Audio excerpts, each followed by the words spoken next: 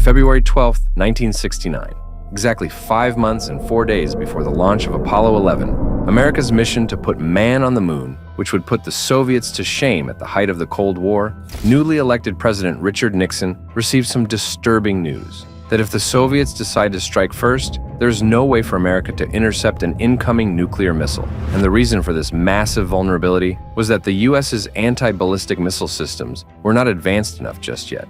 Confronted with this troubling possibility, Nixon asked, "So how many lives are at stake?"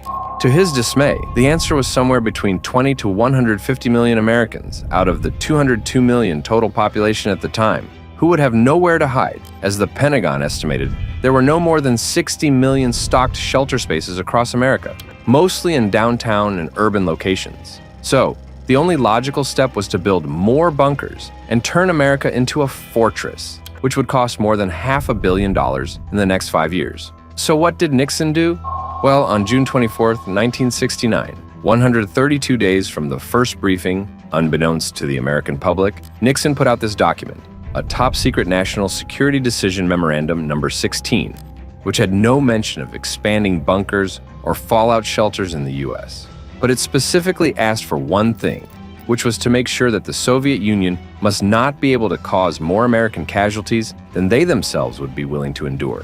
When I read this now declassified document, I couldn't understand the reasoning behind that ominous decision. This does not make any sense. Why would Nixon choose to gamble with the lives of millions of Americans? After all, the U.S. clearly had enough money to go to the moon. The reason couldn't be political either, as any attack on American soil would have ended his re-election prospects.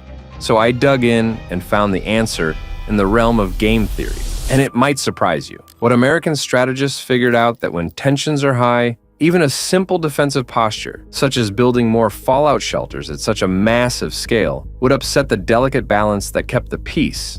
Meaning if the US had started building these bunkers across the country, the Soviets would have interpreted it as an offensive move, signaling that America was preparing to launch an attack and was bracing for retaliation, a strategy certain to end in disaster.